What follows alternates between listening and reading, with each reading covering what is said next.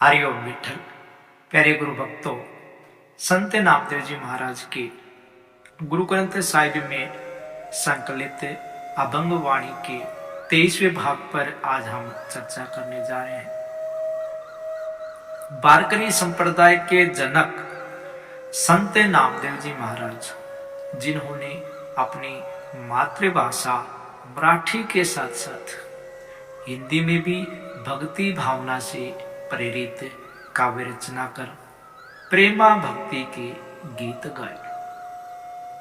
संत नामदेव जी महाराज अपने इस अभंग में कहते हैं कि अश्वमेध जगने तुला पुरख दाने प्राग स्नाने तौ न पूजहि हरि कीर्ति नाम।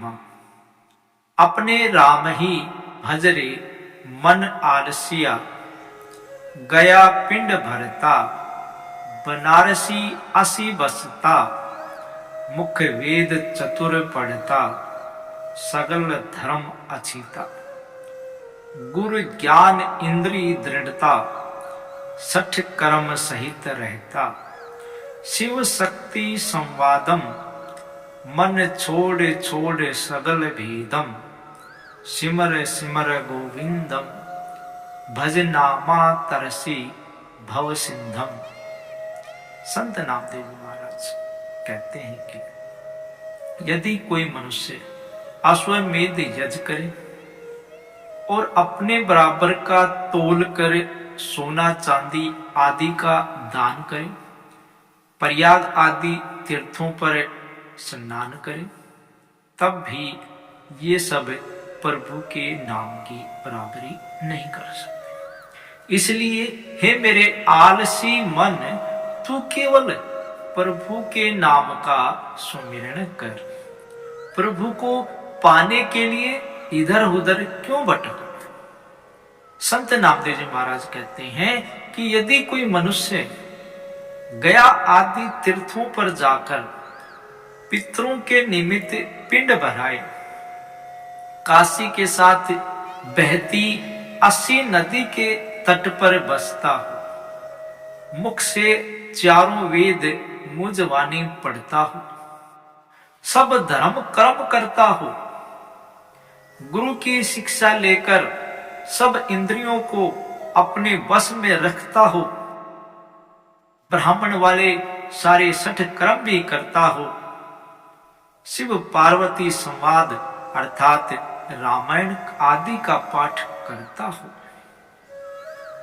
हे मेरे मन, ये सारे कर्म छोड़ दे, इनको त्याग दे। ये सब प्रभु से दूरियां बढ़ाने वाले ही हैं। संत नामदेव जी महाराज कहते हैं कि प्रभु निराकार और सर्वव्यापी हैं।